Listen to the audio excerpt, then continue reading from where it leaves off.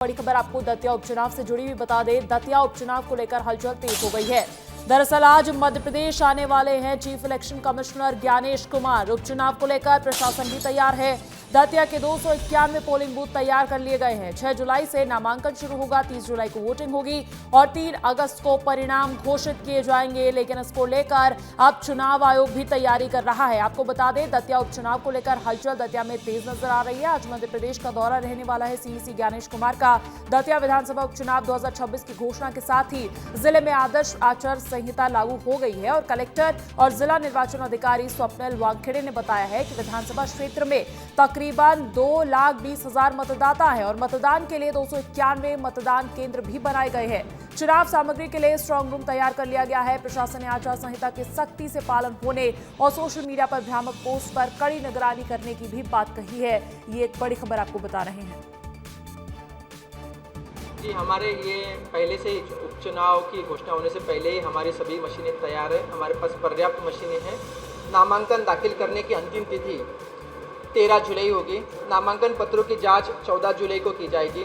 मतदान 30 जुलाई को किया जाएगा। मतगणना की तिथि 3 अगस्त होगी एवं निर्वाचन प्रक्रिया पूर्ण होने की तिथि 4 अगस्त को की जाएगी। जो पिछले चुनाव में जितने भी अपराध हुए थे वो अपराधी लोगों के नाम चिन्हित कर लिए गए हैं। शांति भंग ना करने के लिए जो कार्रवाई की जाती है वो कार्रवाई शुरू कर दी गई है।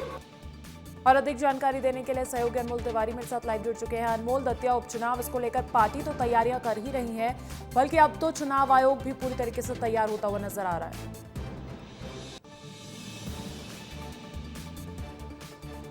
बिल्कुल, देखिए अंजलि, दतिया का मुकाबला काफी रोचक रहने वाला है क्योंकि देखिए दतिया वो सीट है जहां से पूर्व गृह मंत्री नरोत्तम मिश्रा आते हैं। चुनाव आयोग ने देखिए पूरी तैयारी कर ली है। 30 जुलाई को देखिए मतदान होना है और उसके बाद जो है नतीजे सामने आएंगे, तो बहुत कम समय का वक्त रह गया। इसी महीने चुनाव होने, ऐसे में देखिए राजनीतिक दल भी अपनी तैयारियों में जुट गए हैं। नरोत्तम मिश्रा देखिए वो भी तैयारियों में जुट गए हैं। उनका भी बयान सामने आया है। कार्यकर्ताओं में उन्होंने हुंकार भरा है, जोश भरा है। उन्होंने कहा है कि देखिए अगर दतिया का विकास किसी ने किया है तो भारतीय जनता पार्टी ने किया है। वहीं आज जीतू पटवारी देखिए वो भी दतिया में रहने वाले हैं। जीतू पटवारी अपने कार्यकर्ताओं के साथ बैठक करेंगे क्योंकि देखिए जिस तरीके से राजेंद्र भारती की सदस्यता गई है उसके बाद कहीं ना कहीं कांग्रेस पार्टी को सेटबैक लगा है और अब इससे कांग्रेस कैसे उभरती है ये देखने वाली बात होगी। लेकिन हाँ, इतना जरूर है कि ये पूरा चुनाव देखिए बहुत बड़ी लड़ाई होगी। भाजपा को ये सीट वापस अपने खेमे में लाना है, वहीं कांग्रेस कैसे अपनी सीट को बचाती है ये देखना होगा क्योंकि देखिए जब चुनाव हारे थे नरोत्तम मिश्रा तो उस समय कांग्रेस को बहुत बड़ी सफलता मिली थी। लेकिन जब सदस्यता गई उसके बाद कांग्रेस को देखिए बहुत बड़ा झटका लगा और अब फिर से चुनाव हो रहा है, उपचुनाव। तो कह सकते हैं कि बीजेपी और कांग्रेस में रोचक मुकाबला होगा। इसके अलावा देखिए चंद्रशेखर आजाद पार्टी के भी एक प्रत्याशी वहां पर उतारे जा सकते हैं। तो कुल मिलाकर दतिया का जो रण है वो कौन जीतेगा ये देखने वाली बात होगी। बिल्कुल, ये देखने वाली बात होगी। बहुत शुक्रिया अनमोल तमाम जानकारी हम तक पहुंचाने के लिए। और जैसा कि अनमोल भी बात कर रहे थे कि पार्टी अपनी अपनी तैयारियों में जुट गई है। इसी से जुड़ी हुई एक और बड़ी अपडेट आपको बता दें, दतिया उपचुनाव को लेकर कांग्रेस की तैयारी तेज नजर आ रही है। कांग्रेस आज एक बड़ा कार्यकर्ता सम्मेलन करने वाली है जिसमें पीसीसी चीफ जीतू पटवारी, पूर्व मुख्यमंत्री दिग्विजय सिंह मौजूद रहेंगे। साथ ही नेता प्रतिपक्ष उमंग सिंघार समेत कई वरिष्ठ नेता भी इसमें शामिल होंगे। बूथ स्तर की रणनीति पर मंथन किया जाएगा। चुनावी अभियान की रूपरेखा पर चर्चा की जाएगी। कार्यकर्ताओं में जोश भरने की तैयारी की जा रही है। संगठन को मजबूत करने पर भी फोकस नजर आ रहा है कांग्रेस पार्टी का।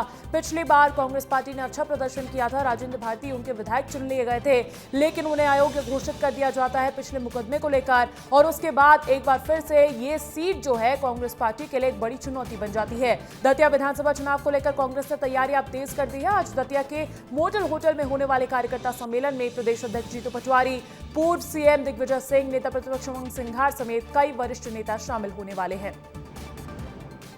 और देखिए, सम्मेलन में कार्यकर्ताओं में जोश भरने के साथ बूथ स्तर की रणनीति और चुनावी अभियान की रूपरेखा पर भी मंथन किया जाएगा। ये पूरी की पूरी जो पार्टी है, ये पार्टी पिछली बार तो दतिया से जीत हासिल कर चुकी थी, लेकिन अब किस तरीके से पार्टी के खेमे में ही ये सीट एक बार दोबारा जो है उपचुनाव में, इसको लेकर भी मंथन किया जा रहा है और इसको लेकर भी तैयारी कांग्रेस पार्टी पुरजोर करती हुई नजर आ रही है। वहीं देखिए, दतिया विधानसभा उपचुनाव से पहले सियासी माहौल गर्माता जा रहा है। पूर्व गृह मंत्री डॉक्टर नरोत्तम मिश्रा ने गुर्जर समाज के कार्यक्रम में कांग्रेस और स्थानीय विधायक राजेंद्र भारती पर तीखा हमला बोला है।